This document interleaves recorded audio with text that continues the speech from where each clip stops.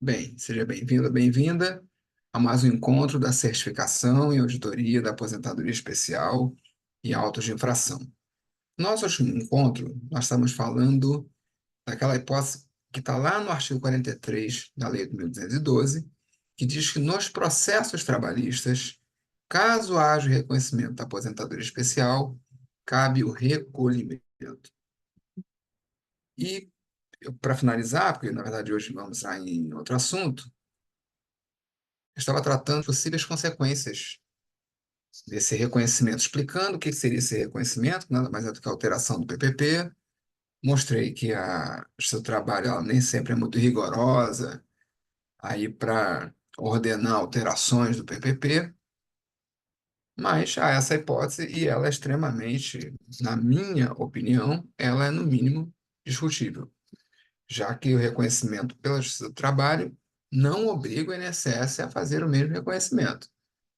Isso ainda será discutido numa outra instância, que será a Justiça Federal, pela atração da competência também, conforme eu expliquei. Só para finalizar aqui, as possíveis consequências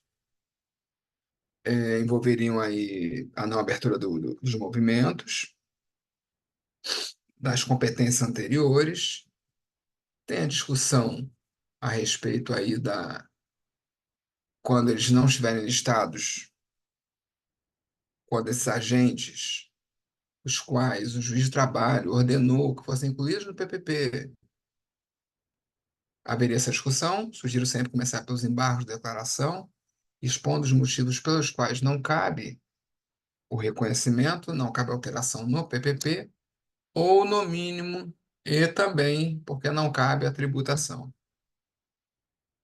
Como também já falei, nós temos lá a OJ 57, da SDI 2, do TST, porque cabe o mandado de segurança. O mandado de segurança é quando uma autoridade pública comete um ato ilegal. É nos remédios constitucionais à disposição do cidadão, todos os cidadãos, todos os. Isso aí vai incluir, obviamente, as empresas. Então, cabe o mandado de segurança, isso não é nem um recurso trabalhista, é um remédio constitucional mesmo. Por quê? Porque a Justiça do Trabalho, e se o próprio TST reconhece, não pode terminar o reconhecimento ou averbação de tempo de serviço. São coisas diferentes, mas eu trabalhei de carteira assinada. Não tem problema, o juiz de trabalho ele pode mandar assinar a carteira, mas ele não pode mandar o INSS averbar esse tempo lá no CNIS do trabalhador. A mesma coisa vai valer para a aposentadoria especial. Esse reconhecimento aí do vínculo ou reconhecimento do tempo especial, ele não gera obrigação para o INSS. Isso ainda será discutido num processo administrativo previdenciário ou num processo judicial na Justiça Federal. Agora, a gente tem que lembrar que, mesmo argumentando aí com a OJ 57, isso não quer dizer que a Receita Federal não vai entender que cabe a cobrança baseado aí no artigo 43 da Lei 8.212. E aí a gente pode haver esses processos trabalhistas todos que estão sendo enviados para a social, onde há informação do reconhecimento da aposentadoria especial, esses podem ser cobrados aí com multas de 75%. Né? O valor em tese não recolhido e reconhecido na Justiça do Trabalho, e, e com mais a multa e mais os juros. Então, se fizermos uma auditoria completa, teríamos que levantar isto também, verificar. Se quisermos falar do passivo, teríamos que verificar todos os processos trabalhistas já enviados e dizer, olha, aqui você aceitou e é um agente da aposentadoria especial. Você foi reconhecido pela Justiça do Trabalho. A exposição cívica, por exemplo, você foi reconhecido. Se você não recolheu no processo, o juiz não mandou, você também não recolheu. Tem aqui a tabelinha do layout do evento 2501, está lá no Manual da Social as tabelas para serem usadas, e tinha aqui, tem o artigo 43, tem a tabela para ser usada, não foi usada. Então, se a Receita Federal daqui a algum tempo vier cobrar, já sabe o que esperar. É um passivo que pode ser apontado. Como a empresa pode se defender dessa cobrança? É claro que pode ser na própria Receita Federal, caso ela chegue a essa infração, né? Tem aquela hierarquiazinha. Eu sempre contesto primeiro o órgão que me apresentou a multa. Tem a delegacia de julgamento da Receita Federal, da região, é claro. A segunda instância desse processo, ali, quando você contestar, quando a empresa contesta a auto-infração, se inicia o processo administrativo fiscal, que está inclusive regulado no Código Tributário Nacional. Segunda instância, se a Receita Federal não aceitar os argumentos da empresa, seria o CARF, e pode ainda, obviamente, discutir na Justiça Federal. Acho que há mais chance de sucesso nos casos em que a alteração determinada for para incluir um agente não listado no anexo 4, e se não houver jurisprudência favorável no CRPS, que é o Conselho de Recursos da Previdência Social, que é a segunda instância administrativa, processo previdenciário. O trabalhador solicita o benefício, o reconhecimento da aposentadoria especial ao INSS, segunda instância, CRPS. A Receita Federal, primeira instância, Receita Federal, segunda instância, CARF. Trata do mesmo assunto. E aí, estava exposto, não estava exposto? Mas relação empresa, Receita Federal, segunda instância, CARF. Relação trabalhador, INSS, segunda instância, CRPS. Ou, por exemplo, se houver uma jurisprudência, porque nós temos lá no STJ, aí a gente pode buscar as teses e buscar o resto da vida, porque cada hora decide uma coisa. Tem novas controvérsias que são julgadas lá pela TNU. O que que acontece? O maior cliente da Justiça Federal é o INSS. Nenhum ente, nada no Brasil, ninguém tem tantos processos quanto o INSS. Até porque, em tese, como a Constituição de 88 ela juntou a previdência social com a assistência social, então tem, por exemplo, o BPC, eu tenho o LOAS, que não são previdência, mas são tratados como previdência. É o INSS que vai conceder o BPC. O INSS vai conceder o LOAS. Ah, mas ele nunca contribuiu, mas tem mais de 65 anos. O INSS tem que pagar ele um benefício. Então, eu tenho praticamente todo cidadão brasileiro em algum momento pode bater as portas do INSS. Qualquer momento. Quer dizer, claro que tem regras. Ah, eu tenho 51 anos, eu nesse momento ainda não posso bater. Quer dizer, se eu tiver um acidente, se eu tiver uma incapacidade, em tese eu posso bater.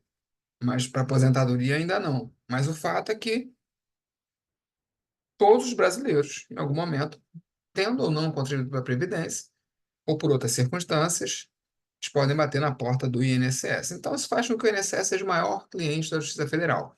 E nós temos juizados especiais, que tratam só das questões previdenciárias, justamente porque são muitos processos.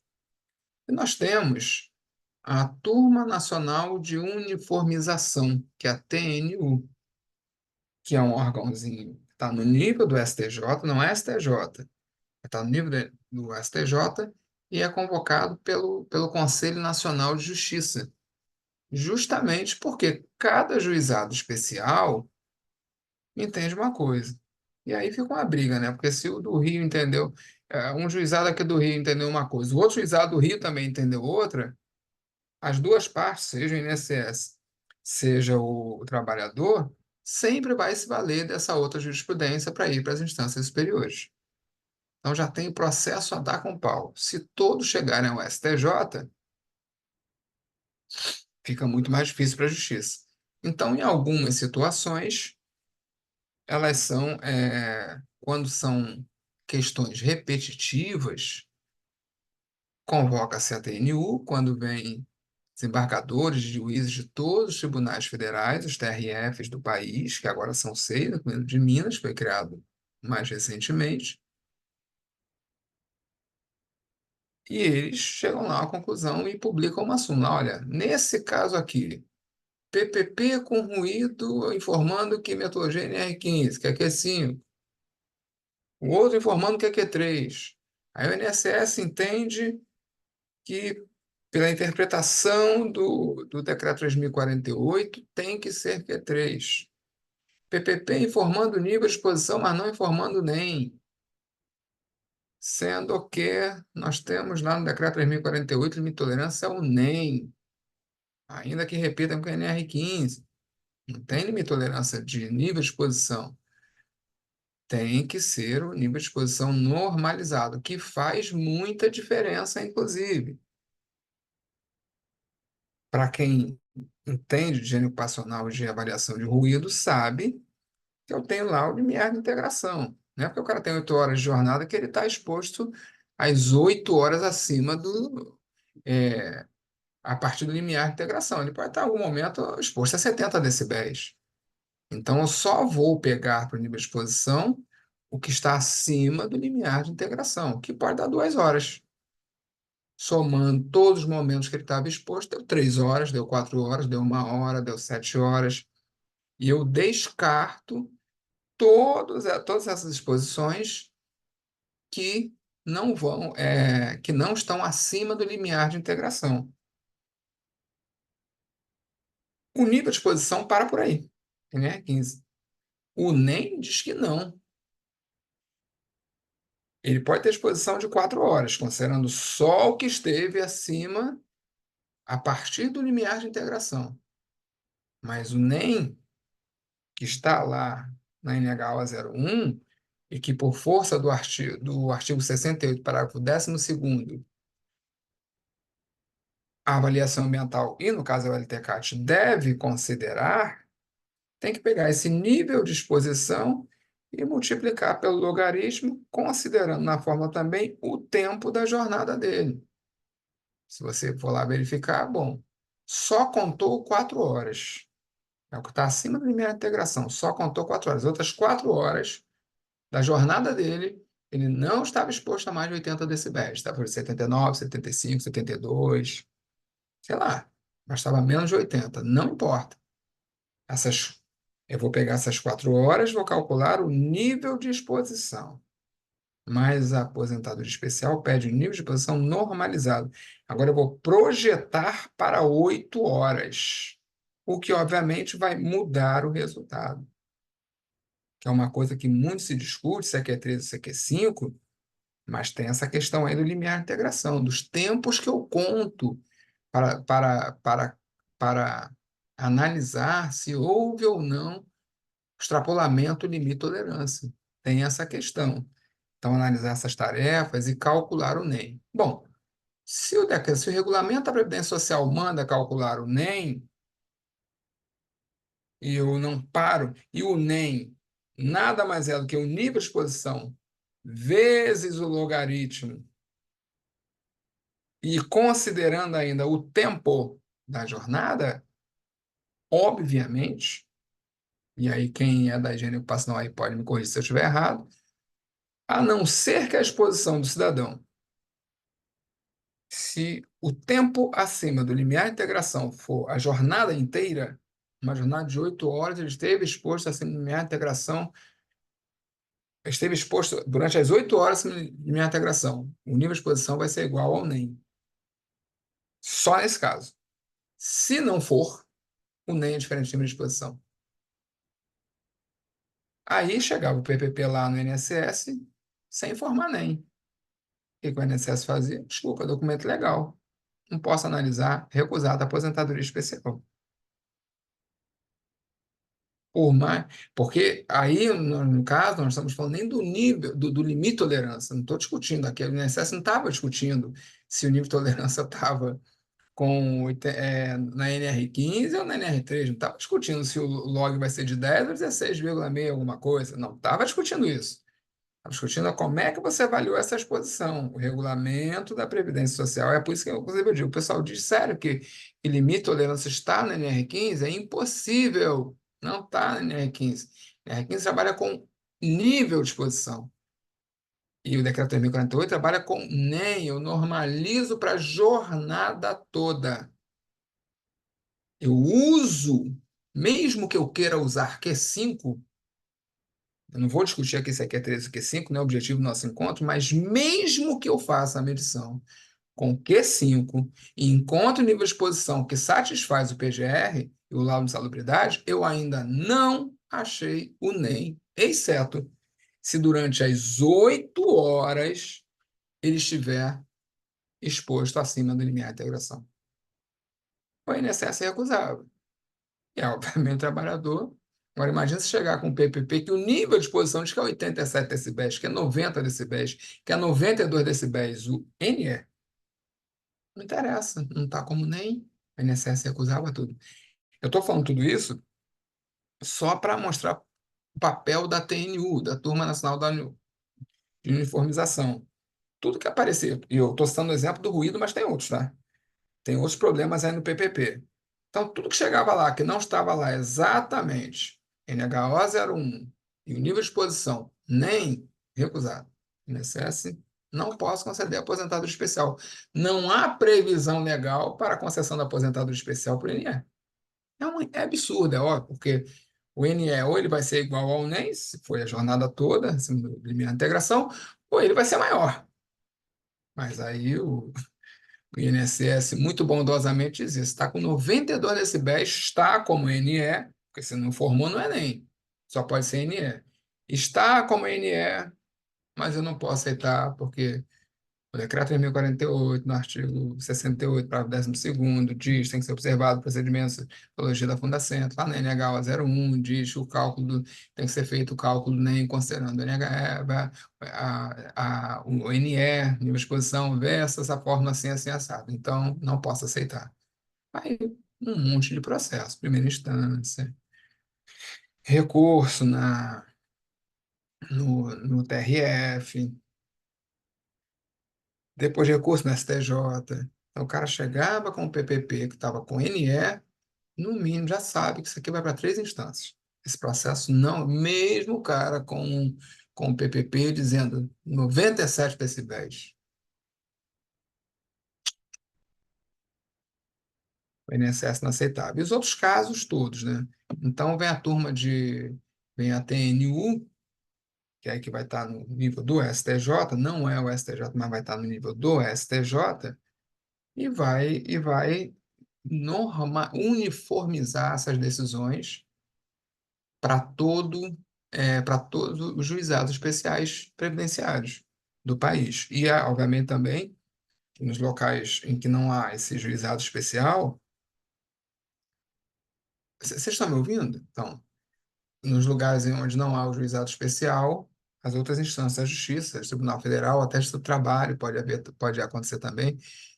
Acho que o trabalho muito raramente, mas até a justiça comum, pode ser a justiça estadual, a julgar se onde o cidadão mora, uma causa previdenciária, se onde o cidadão mora, acho que são 500 quilômetros, 300, não lembro agora, não tiver essa distância no tribunal federal dele. Então, seja os tribunais especiais cíveis, os juizados especiais cíveis, seja os tribunais federais, os TRFs, ou qualquer outra instância judiciária que venha julgar a causa, a TNU uniformiza. Inclusive, nesse caso do, do, do ruído, aceita-se NR15 ou NH01 como metodologia, mas exige-se NEM. Por quê? Alguém sabe me explicar por que ele chegar a essa conclusão que o PPP sem o NEM não é válido?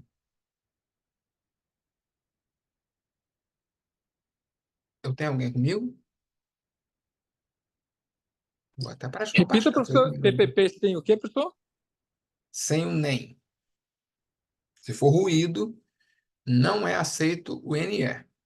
Isso, decisão da Turma Nacional de Uniformização.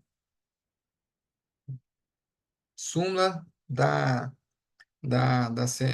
TNU. Por que não pode ser o NE, o nível de exposição, no PPP? Por que tem que ser o NEM? Inclusive, obviamente, já sabe disso, para LTCAT, né? Isso eu sempre digo, não queira usar a PGR para substituir a LTCAT. Você tem critérios diferentes. Por que não pode ser? Tem que ser jornada efetiva que a pessoa trabalha, incluindo hora extra. Quase isso, mas não é bem isso. É porque se eu usar o nível de exposição, eu posso estar medindo pelo pico. Ou seja, o Rodrigo trabalha 8 horas por dia. Aí, como é que é feito o PGR? Muitas vezes foi feito assim, principalmente lá para PPRA. Eu tenho uma tarefa que o Rodrigo faz. Ah, no início do dia chega caminhão para descarregar, ou chega um caminhão para fazer o carregamento aqui desses blocos, desses volumes, sei lá, e aí e aí vem a paleteira, e aí nesse momento o ruído fica muito alto. Mas isso não quer dizer que o resto da minha jornada seja isso. Esse é o problema. Havia uma outra discussão, antes dessa decisão, havia uma outra discussão se a aposentadoria especial poderia ser concedida pelo conjunto da jornada ou pelo pico. Ah, o meu pico é 90, meu pico passou de 85 decibéis. Isso é insalubre?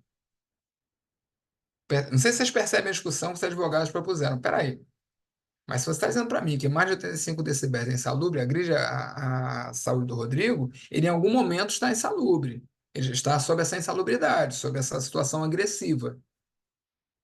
Então, e aí começou a discussão. Mas peraí, mas o cara fica em um momento a jornada, durante 5 minutos, 10 minutos, 15 minutos. E aí? O NEM ele foi criado para tentar resolver isso. Para dizer assim, peraí, é o conjunto da jornada, porque ele pode ter um pico de 92 decibéis, mas o resto da jornada está lá em 81, 82, 83, 80.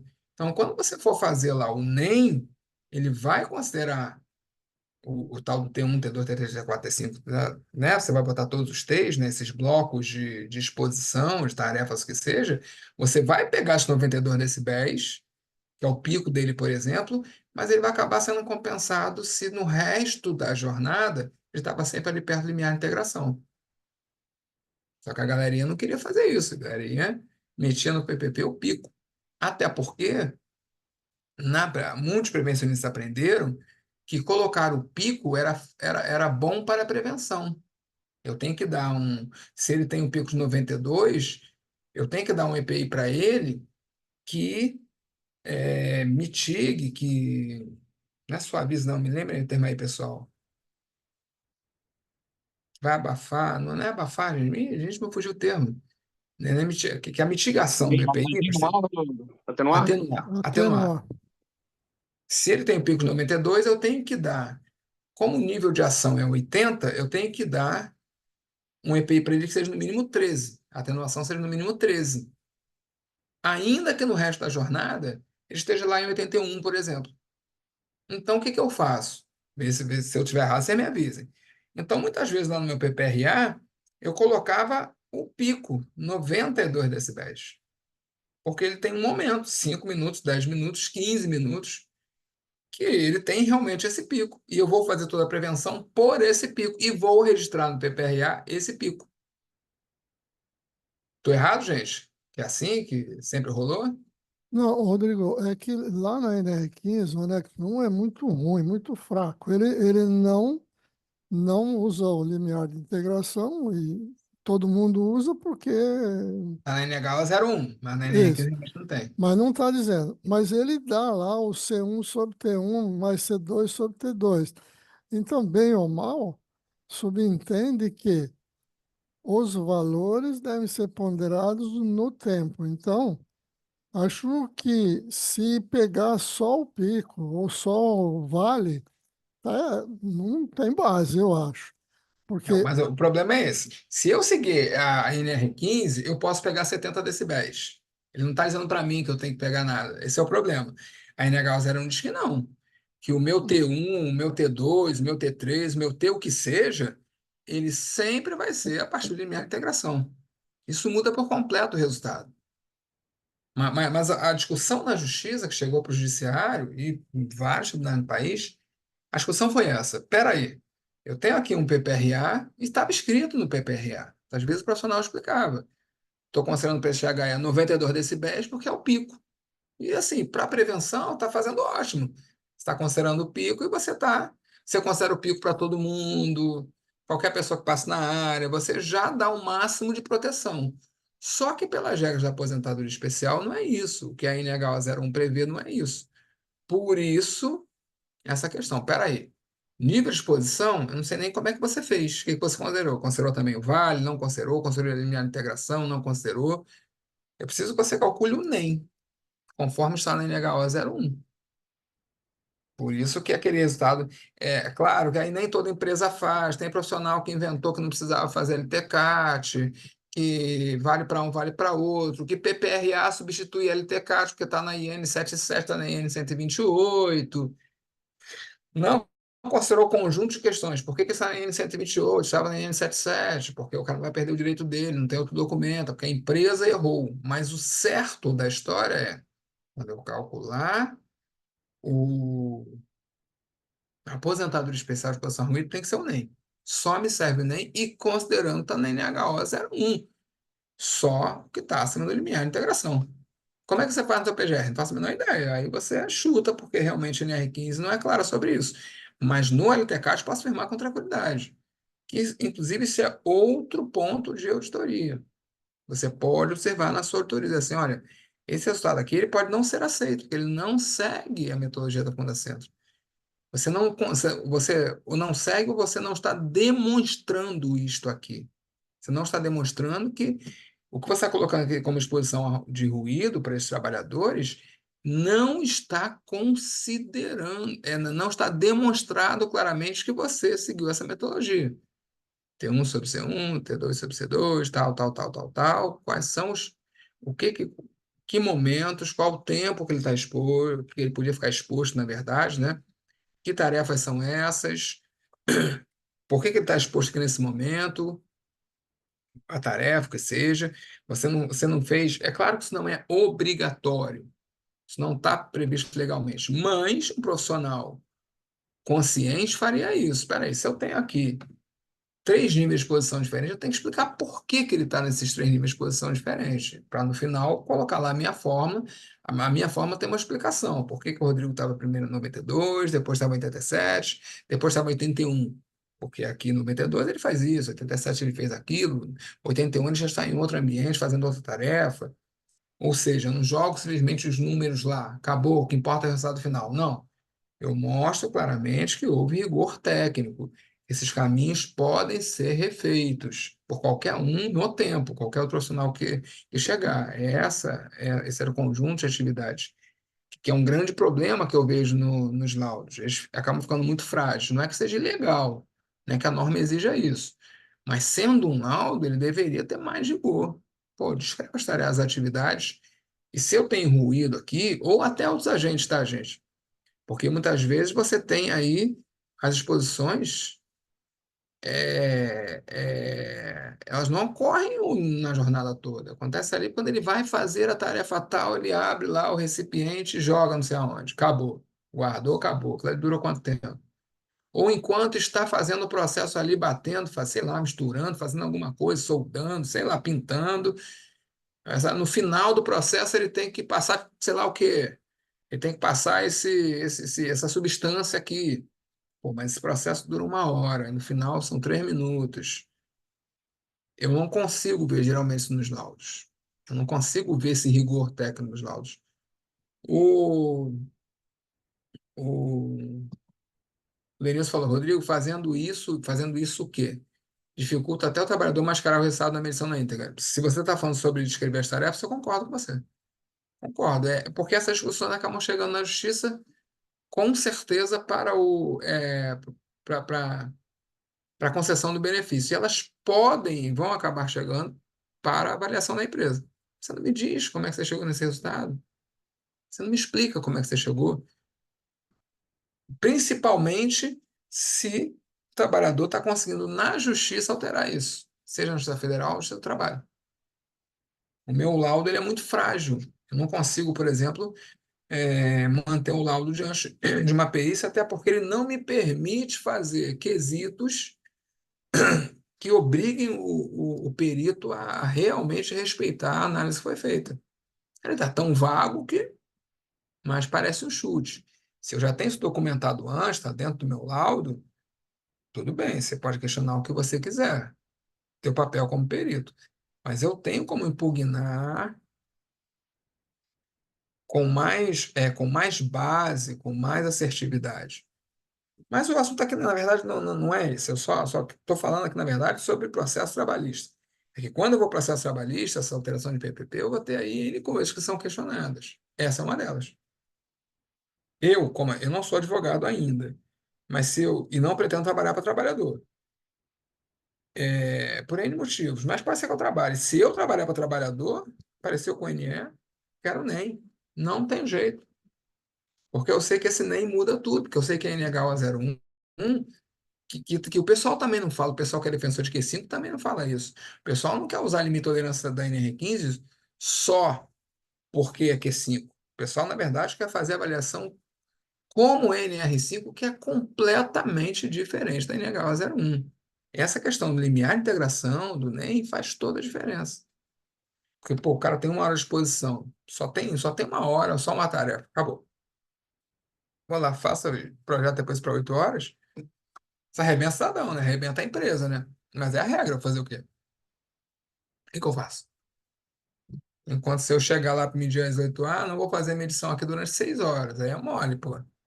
Aí o resultado é completamente torcido. E dá para fazer isso na insalubridade, porque a regra não manda eu fazer diferente. E agora?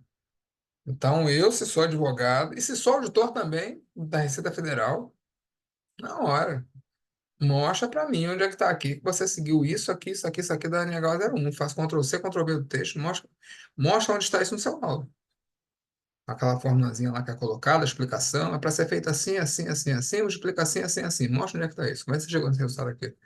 Ah, não sei, meu amigo, um abraço.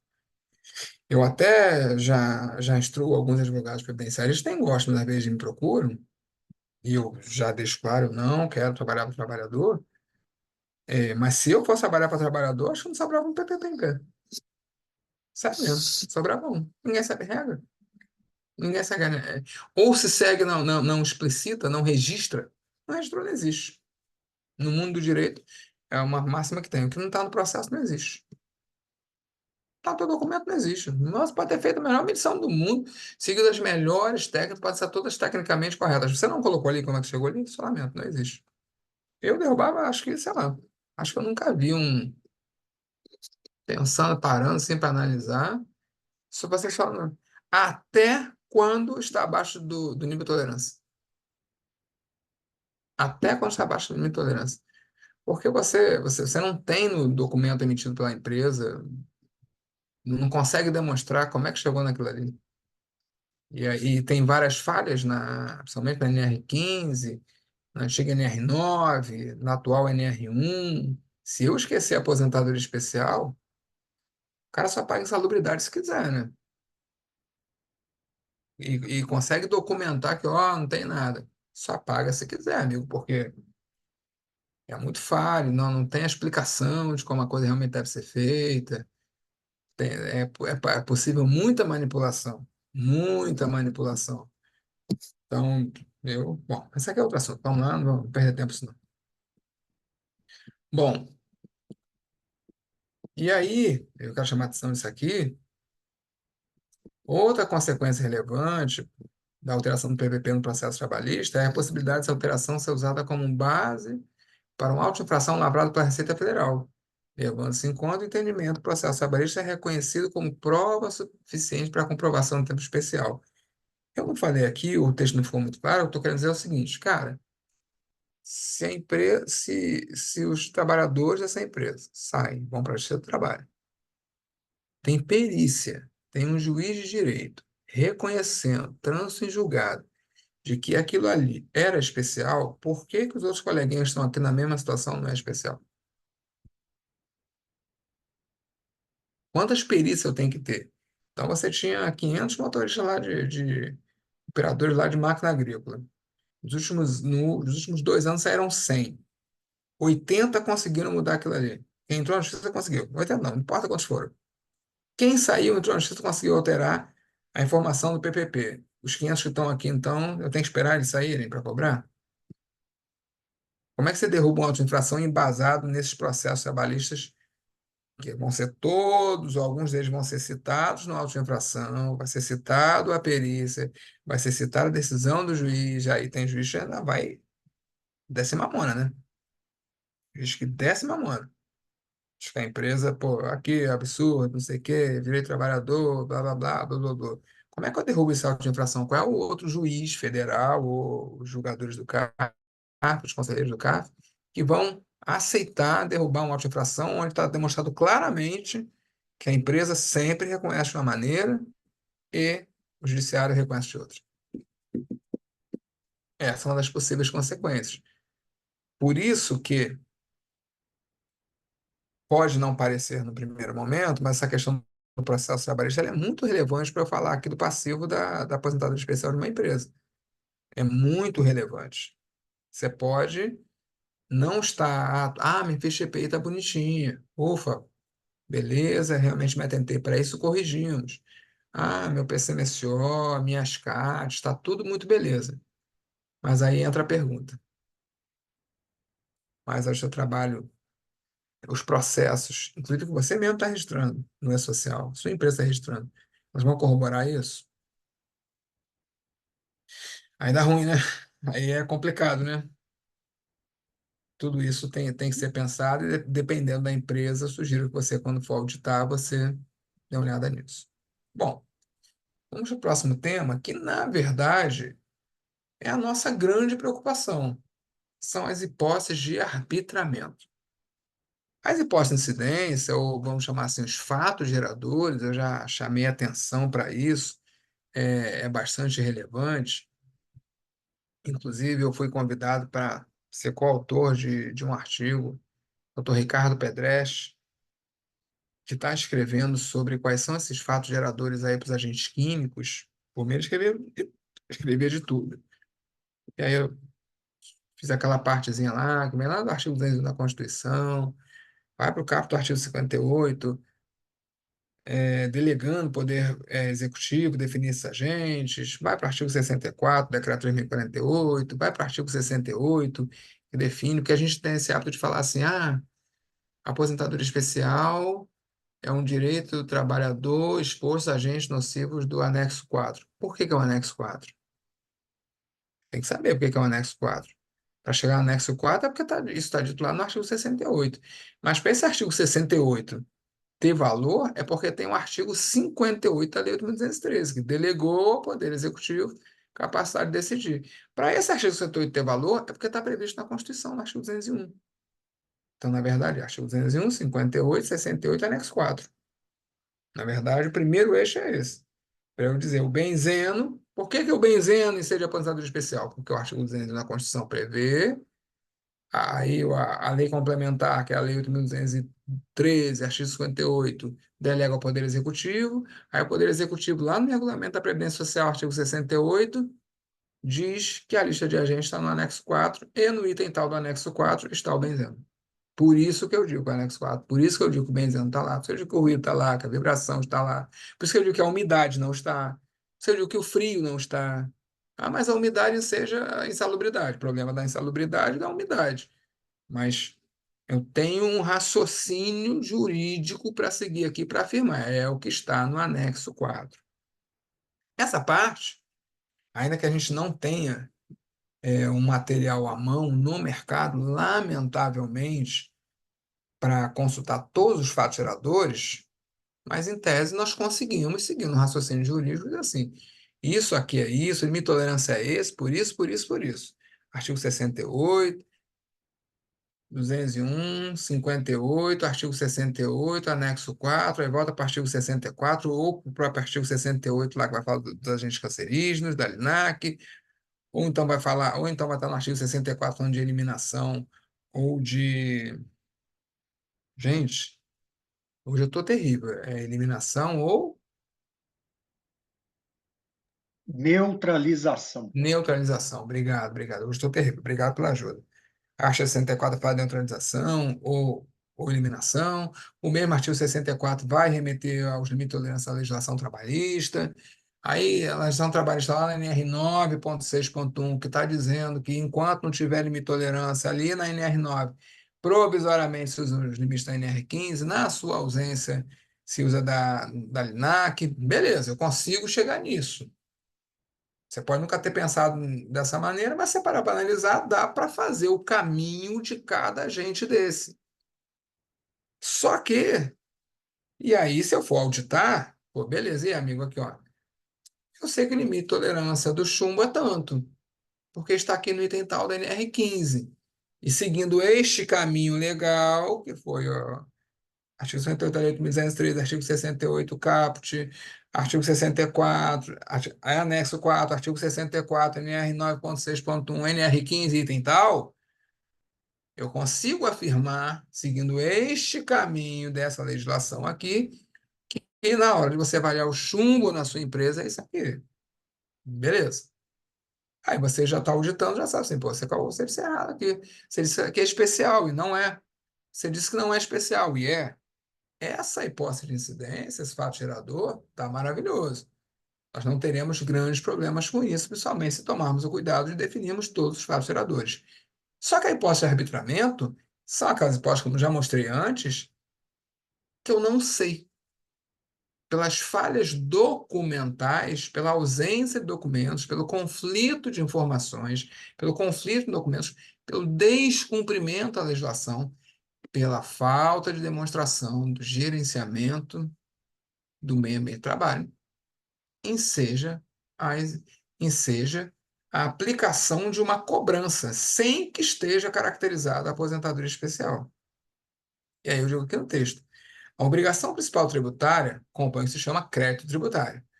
E, a princípio, será apurado pelo próprio sujeito passivo. Então, quem tem que dizer, tem chumbo, passou, são tais trabalhadores, passou limite de tolerância, isso aí é o próprio sujeito passivo, que é o próprio empregador, sujeito passivo da obrigação tributária, que tem que pagar o tributo. Ou seja, será o próprio empregador que irá, através do LTCAT, dos outros documentos de segurança do trabalho, identificar se aconteceram as hipóteses de incidência previstas no decreto 3.048. Ou seja, a situação prevista em lei, exposição, a chumbo, acima de tanto, que irá gerar a obrigação de se pagar o adicional para custeio da aposentadoria especial.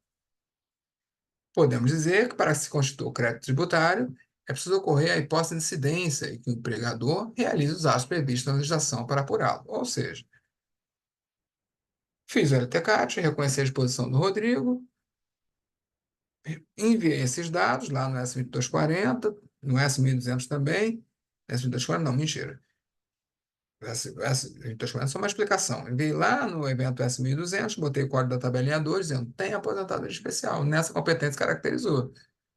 Então, se constituiu o crédito tributário. Está devendo. Quando isso vai ser pago é outra história. Geralmente é no dia 20 do mês seguinte.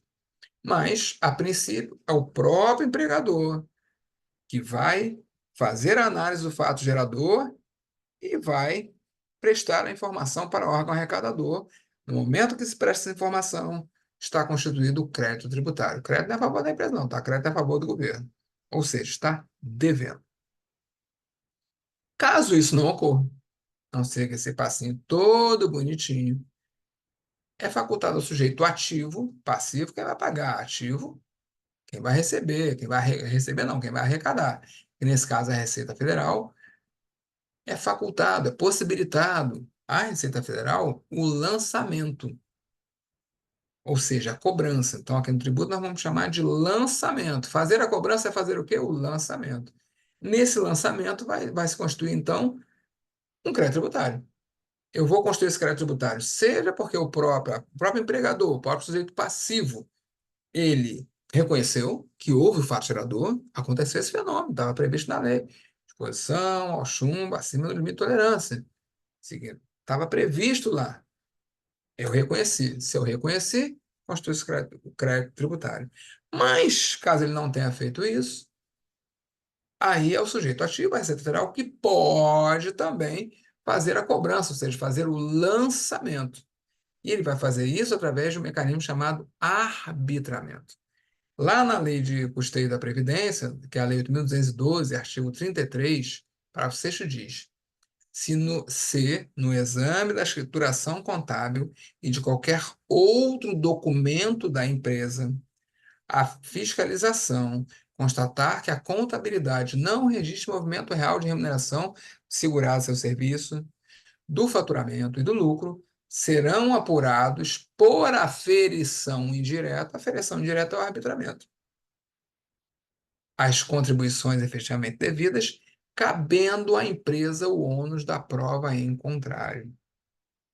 Eu fiz questão de sublinhar o cabendo à empresa o ônus da prova em contrário, que é a grande dificuldade que os profissionais de CST têm quando nunca lidaram com fiscalização do LTCAT, da aposentadoria especial, que eles acham que vai ser que nem o trabalhador. Você quer provar que tem aposentadoria especial, o juiz manda uma perícia. O ônus da prova é do contribuinte. Isso é para qualquer contribuição previdenciária. Está lá no artigo 33, parágrafo 6º. Não é a Receita Federal. O que ela faz é a aferição indireta. Por que ela está fazendo a aferição indireta? Porque diretamente o dado não bate. Eu não consigo aferir diretamente. Eu não consigo pegar o seu LTCAT e dizer, olha aqui, GH1 caracterizou, GH2 caracterizou. Eu não consigo fazer isso. Eu não consigo porque você diz que o GH1 não caracterizou, mas seu PPR, seu PGR tem uma coisa diferente. Você diz que o GH2 não caracterizou, mas isso não está no... Só que quando eu vou no PCMSO não tem essa exposição. Quando eu vou no PCMSO, eu encontro um urbanismo alterado. Então, eu não consigo apurar diretamente. Esses dados não batem. Então, eu vou fazer uma aferição indireta. Vou chutar. Com alguma base aí, vou ver o que eu tenho de base aqui. Qual é a regra? A regra é que eu vou fazer a aferição indireta, porque você não me deu a aferição direta, você que tem que fazer. Você tem que seguir lá a legislação bonitinho. Tem chumbo, então o caminho é esse aqui, o limite é esse aqui. Faz o laudo, bota bonitinho, informa para a Receita Federal. Já que você não fez a aferição direta ou a aferição que você fez não é confiável, eu vou ter que usar algum elemento aí. E aí eu posso afirmar para os senhores, já vi casos de cobrar 100% da empresa, toda a área operacional, dos GHS problemáticos. Já mostrei aqui no último encontro o caso lá que pegou qualquer agente nocivo do PPRA. É aferição indireta, amigo. Rodrigo, qual a regra? A regra é que quando você não cumpre a regra, isso dá um poder para o auditor da Receita Federal absurdo, e para derrubar é muito difícil, porque cabendo à empresa o ônus da prova em contrário. E aí, a Instituição Normativa da Receita Federal, que trata disso, vai falar a mesma coisa, lá na EN 2110, artigo 235. A contribuição adicional a que se refere ao artigo 231 será lançada por arbitramento, na lei ele chama de aferição indireta, aqui já está sendo chamado de arbitramento, mas é a mesma coisa. Não sei, vou tentar aqui encontrar um motivo qualquer. Eu sempre menciono também, eu já vi o caso lá que não tinha documentos, a empresa se recusou a entregar os documentos, então a base da aferição direta, a base do arbitramento do auditor foi considerar o percentual médio de perda auditiva daquele segmento econômico. Se não me engano, é a siderúrgica. Se não me falha a memória agora, é a siderúrgica. Já que eu não consigo nem saber quem é quem, você não me dá dados, não me dá elementos para dizer o Rodrigo está exposto, a Maria não está. Ah, você não tem documento, você não tem nada? Tudo bem, eu não vou nem considerar que 100% dos empregados estão expostos a ruído, caracterizando a aposentadoria especial. Não vou considerar, não. Vou pegar a tua massa inteira, tua folha inteira. Não vou nem identificar um por um, que não dá. Eu não posso ser que o Rodrigo tá, fulano não tá. Eu vou pegar aí o percentual médio, 40%. Então, 40% da folha é um arbitramento, do período que eu estou apurando, com mais de 75%. Eu já vi 100% dos trabalhadores, já vi todo mundo da área operacional. Não tem como é que eu vou dizer, uma cartilha, não tem um passo a passo aqui. E eu consigo entender que não tem um passo a passo, porque eu não sei o que eu vou encontrar. Tem empresa que simplesmente não apresenta documento nenhum. Tem empresa que apresenta uma bagunça, como a gente viu lá no caso da SEDAI, o cara vai lá e mete vapores. Vapor de quê, pô? Dependendo do vapor, mata o cara, mata o trabalhador. Pode ser vapor de água, mas pode ser vapor cheio de veneno, cheio de gente cancerígena. O cara bota a graxa, diz que a graxa é nociva, mas não me conta o que que tem na graxa. Aí o que que eu faço? Eu deixo o pessoal da graxa ali ou não deixo? E aí, é só você botar a graxa que você não caracteriza mais a aposentadoria especial? Dependendo da graxa, vai caracterizar, mas você não está me dizendo. Você me diz que esse grupo de trabalhadores, você colocou no seu PPRA que esse grupo de trabalhadores está exposto à graxa, que é nocivo. Você não me diz por que que é nocivo. Não sei. E aí, eu faço o quê? O que é que a gente faz? Como é que eu, auditor, vou aferir isso? Como é que eu vou dizer, não, são 15, são 150, são 98. Vamos ver. Eu vou colocar os nomes de quem está exposto a uma graxa que caracteriza a aposentadoria especial. Você não me deu nem elemento para isso. Você que compra a graxa, você que avalia, você tem engenheiro, você tem médico, você faz a prevenção. Qual é o método PPRA? Graxa. Vapor. Compostos químicos. Compostos químicos de quê? Tudo é composto químico, até meu corpo. Tudo que eu estou vendo aqui, tudo está em volta, esse notebook, tudo é composto químico. Você colocou compostos químicos nocivos, colocou lá no seu PPRA. Como é que eu separo o nome de quem, qual o agente? É que onde entra a aferição indireta. Qual é a regra? Aí o pessoal me pergunta, mas qual a regra? A regra é que não tem regra. Não tem regra para bagunça, não tem regra para o arbitramento. Aí vai depender muito do auditor, ele vai jogar lá aquilo que ele encontrar de elementos que sustentem o auto de infração, que é, na verdade, essa é a regra.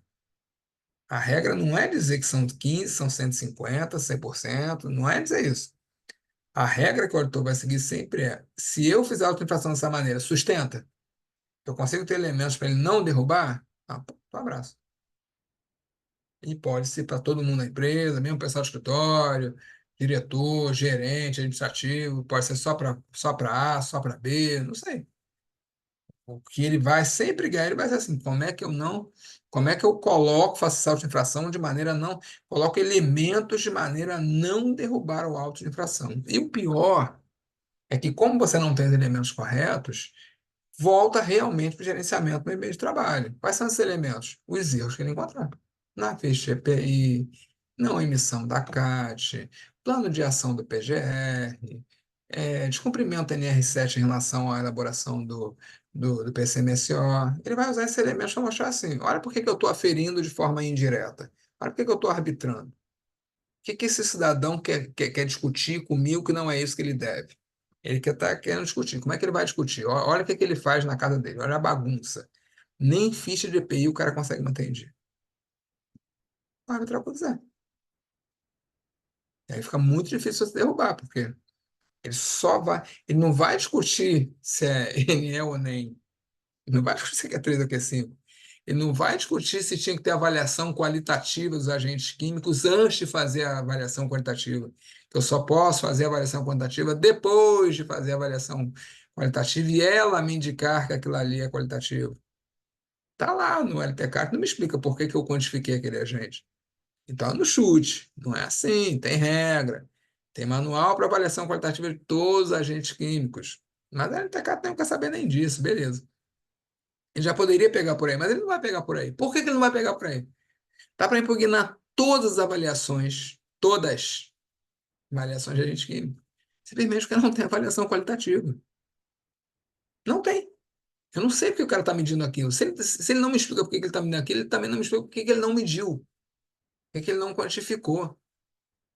É só pegar o PGR do ano passado, só mandar fazer as mesmas avaliações. Não, não é assim que funciona. Você primeiro tem que fazer. O pessoal confunde avaliação qualitativa com avaliação no olho. Não, a avaliação é qualitativa. Eu sei que tem. Isso não existe. Avaliação qualitativa não é isso. É uma regra técnica. A Fundação copiou, sei lá da onde, Estados Unidos, blá, blá, blá. Dava para impugnar, mas ele não vai discutir isso.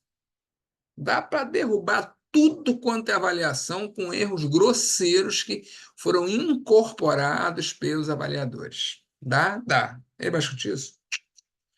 Ele vai discutir aquilo que é de fácil entendimento para os julgadores. Ficha EPI.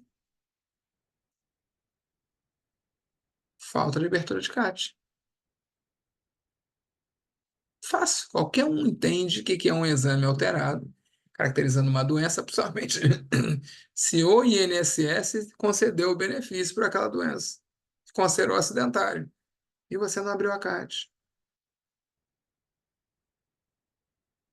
Não interessa se você é da segurança do trabalho ou não, se você entende o mínimo de higiene ocupacional ou não, se você entende prevenção ou não, você pode ser um leigo.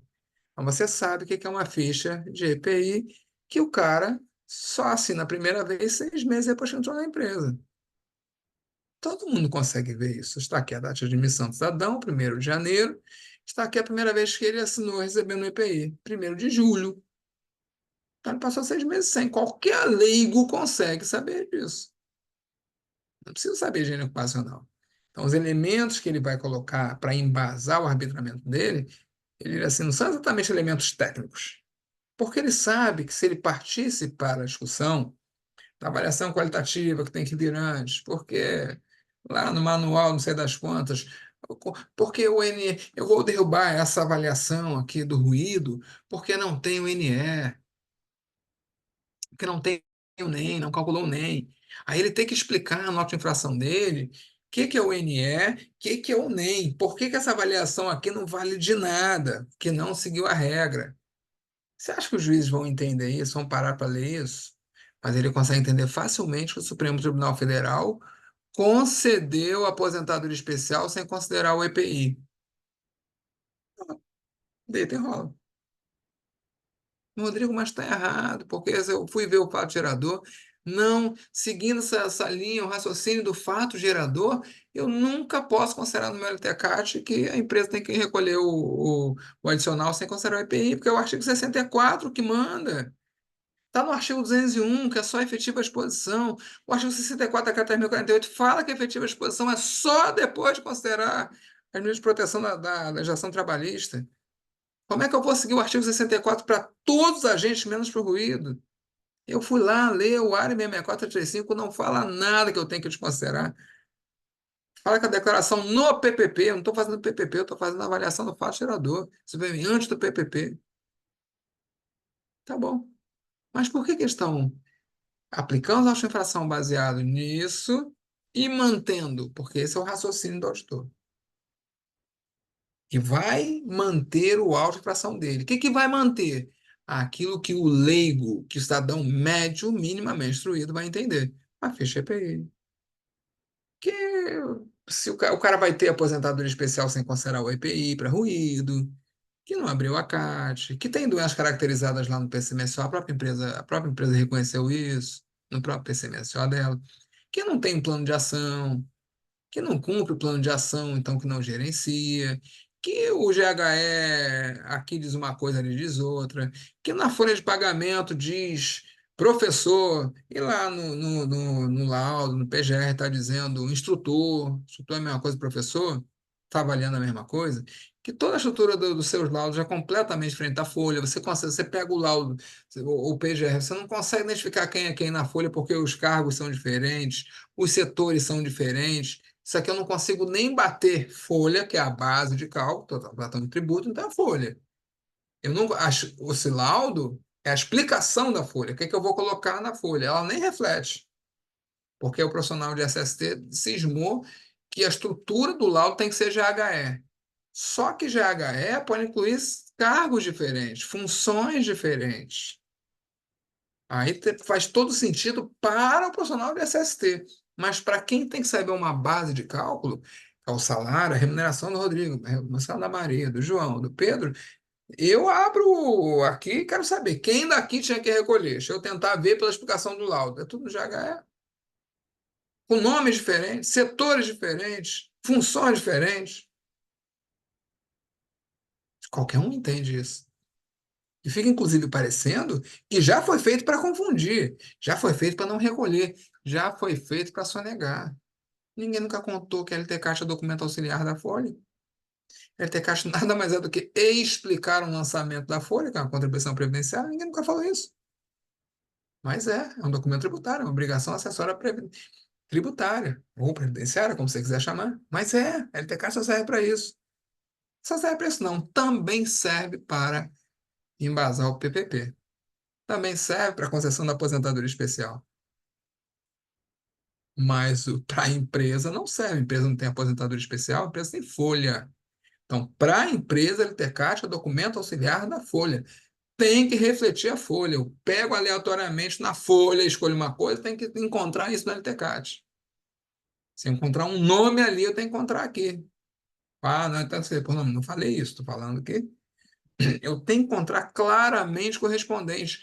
Por quê? Porque eu tenho um tributo sobre essa folha, mesmo quando for renúncia fiscal. Não. Aprendi que é GHE. Só faço GHE. Inclusive, que aí, para a gente encerrar, que eu quase morro do coração, quando eu ouço o funcionário SST chegar ao ponto absurdo de dizer que a empresa tinha que mudar a estrutura dela na folha para adequar o GHE que ele encontrou. Amigo, não precisa nem fazer GHE, tá?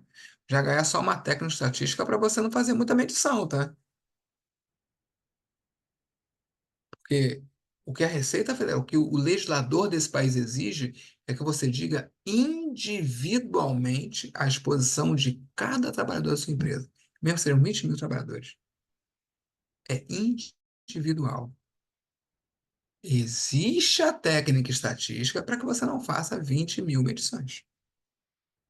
Aí você junta eles em grupos chamados de GHE, desde que tenham características em comum, etc, etc. Mas depois de fazer isso, que você vai atribuir com segurança técnica que vale para esse grupo de trabalhadores, você vai ter que falar individualmente na Folha e no PPP. Então, não tem esse papo de estrutura da Folha ser igual a GHE. Eu posso ter um monte de gente que não está nem em GHE. Eu posso ter trabalhador que está no mesmo GHE para um agente, não está para o outro agente. E lá no curso de elaboração de TCAT eu mostro isso. Um caso real que eu fui na empresa. Tem uma função, três funções, todos fazendo quase a mesma coisa, mas tem um que não faz a palheteira. Então, o GHE do ruído, para os três, era a mesma coisa. Mas, quando eu vou falar do GHE da vibração da palheteira, só entram duas funções. Para que eu vou fazer medição por função? Não, posso fazer a medição por conjunto, que é todo mundo. Os três fazem a mesma coisa em termos de ruído. Inclusive, quando a palheteira está atuando, todos estão ali. Só que quem está pilotando a palheteira vai ter vibração. Aí é um outro GHE. Mas para ruído era o mesmo. O pessoal fez medição por cargo. É uma posição homogênea, os caras aqui fazem a mesma coisa. A única diferença é que esse cargo aqui, que é o iniciante, era o cara mais básico ali, ele ainda não conduzia a palheteira. Mas folha tem nada a ver com isso, mano. Isso eu deveria ter no meu documento explicando a folha. Quando o auditor. Isso qualquer um entende. Que o documento não reflete a folha, que eu não consigo identificar claramente, que não são cumpridas as regras. É isso que vai fazer com que o auto-infração não caia. Não é a norma da higiene ocupacional, não é exatamente a legislação. E é esse olhar que você tem que ter. Olhar, digamos assim, da maldade. Quais as falhas mais gritantes que qualquer leigo, qualquer, né, profissional médium, um juiz, por exemplo, vai dizer essa empresa realmente não cumpre nada. Mentira, podia estar tudo bonito lá por trás. Mas não tem juiz federal nesse país que vai chegar a um nível de discussão de higiene ocupacional. Você sabe disso. Não vai chegar. Não vai chegar. O que é TLV? O que é aquele AVG? Gente, esquece. Aí é só no teu mundinho. Não tem juiz que vai discutir ele AVG, nem aquilo. Não, porque o NEM é uma invenção da Fundacentro. Porque a NIOSH, ninguém vai falar nem NIOSH. Para encerrar mesmo de verdade, ele é auto-infração, que eu acho até que coloquei já no grupo, se não coloquei, me lembrem, lá da refinaria, com 140 e tantos milhões, se você vê o que está no auto, tem ali um pedacinho, né, que traz o que estava no auto-infração. Note que ele não falou em LINAC, ele falou no INCA, quando ele fala do benzeno, a auto-infração diz porque o INCA diz que é cancerígeno, ele cita o INCA, mas ele tem a base legal. Por que que ele está citando o INCA, não está citando a Lista Nacional de Agentes Cancerígenos para Humanos? Por que que não está citando o, o artigo 68, parágrafo 3º? Que, na verdade, o fato gerador está definido, parte dele, né, mas o que nesse caso está interessando, por ser agente cancerígeno, está no artigo 68, parágrafo 3º. Mas ele não coloca isso no auto de operação dele, ele coloca que o INCA diz que é cancerígeno. Por quê? Para encerrar, alguém sabe me dizer por quê? Vocês já entenderam por quê que ele fala do INCA? Gente, não Não tem ninguém aqui? saberia, não saberia. Poderia ser o IARC, por exemplo. Por que que ele não vai falar IARC? Por que ele vai falar INCA? Talvez porque é o que está mais no domínio dele, né? Porque está mais no domínio do julgador. Se você coloca, e vai ser discutido essa auto-infração, o cara está metendo 145 milhões na empresa, vai ser julgado pelo advogado, que o conselheiro é um advogado no CARF, vai ser julgado por um advogado, por um juiz. Adianta falar em ARC? Para você, higienista, faz muito mais sentido falar em ARC. E para o cidadão médio? Faz mais sentido falar agente cancerígeno, faz mais sentido falar de quê? O que que todo mundo No, conhece? no INCA, porque ele acessa facilmente, põe no Google câncer, dá no INCA, dá toda a estatística anual. Não tem como. A grande referência para câncer no Brasil é INCA. Ele está falando de benzeno. O fatiador está no regulamento da Previdência Social, decreto 3048. A base vem da IARC. O higienista explicaria isso de uma maneira. O auditor da Receita Federal, ele já é treinado, ele já teve auto-infração, lembra? É um aprendizado, os caras só fazem isso. Aí quando você vai abrir ali, você vê um absurdo, que absurdo, o cara falou no INCA. Por que ele não falou do parágrafo 3º, artigo 68, LINAC, que no grupo 1, que não tem CAIS, a explicação que vocês dão, que no grupo 1, que não tem CAIS, o cara vai lá e embasa a ordem de operação dele no INCA. Porque o trabalho tal do INCA, porque o INCA disse não sei o quê, na publicação tal, do ano tal, que o benzeno faz cair a orelha, faz cair o cabelo. Mas você fala assim, poxa, mas ele não deveria embasar na legislação, o fato gerador do benzeno? Eu estou ensinando para vocês aqui o pulo do gato, tá, gente? Estou ensinando para vocês o pulo do gato. Pra você aprender a ter o raciocínio do auditor. Ele não vai discutir INAC. Ele não vai estar IARC. Ele vai estar o que é de fácil compreensão para o cidadão médio brasileiro. Qualquer juiz, não interessa a vara federal que caia, vai entender o INCA. Qualquer juiz. Ele não vai para essa discussão técnica que vocês têm. Por incrível que pareça. Dúvidas? Perguntas? Eu tenho umas, mas eu queria deixar para sexta-feira aí, que queria voltar ali no e-book, a história do Beleza. agente químico, eu Fico vou. devendo para o próximo encontro a sua pergunta e mostrar lá no site do CARF como é que a gente pega os autos de infração que eu esqueci hoje. Me Ok, lembrem, por favor. ok. Combinado? Gente, gostaram do conteúdo? Foi interessante? Muito bom. Muito bom. Só o Maurilo e o José que são meus fãs. Só eles que gostam, os outros não gostam, fica todo mundo calado.